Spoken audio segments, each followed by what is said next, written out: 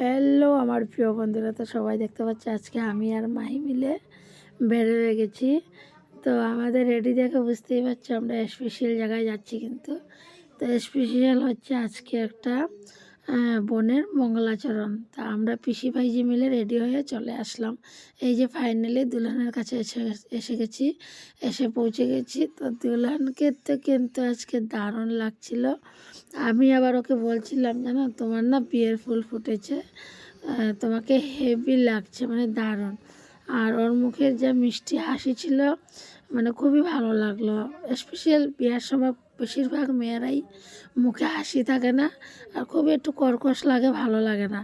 তো ওর না মুখে এত হাসি ছিল, হাসি মুখটাতে আমার মানে খুবই ভালো লেগেছে। আর শ্বশুরবাড়ির লোক সবার সাথেই, এই যে ওর শ্বশুরবাড়ির পরিবারের লোকের সাথে সবার সাথে পরিচয় দিল, সবার সাথে গল্প করলাম।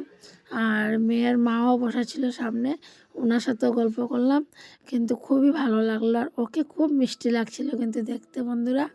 তো আমার খুবই আনন্দ পেয়েছি ওর মঙ্গলাচরণে গিয়ে। ওইটাই মানে আমার দেরি হয়ে গিয়েছিল, ও বললো তাড়াতাড়ি আসলে না কেন। আমার এই ঘরের কাজের জন্য জানোই তো সব দিনের মতন আমি লেট হয়ে যাই। তো ফাইনালি আজকেও আমি মঙ্গলাচরণে লেটেই গিয়েছি। তো ওকে ঠাকুরের কাছে প্রার্থনা করিও ভালো থাকুক, আর এইভাবে হাসি খুশি ওর জিন্দগিটা সুন্দরভাবে কাটুক। ওর শ্বশুরবাড়ির লোক বলছিল কি ওকে না লক্ষ্মী লাগছে। আমিও বললাম হ্যাঁ সত্যি, কিন্তু ওকে লক্ষ্মীময় লাগছিল সেদিন দেখতে।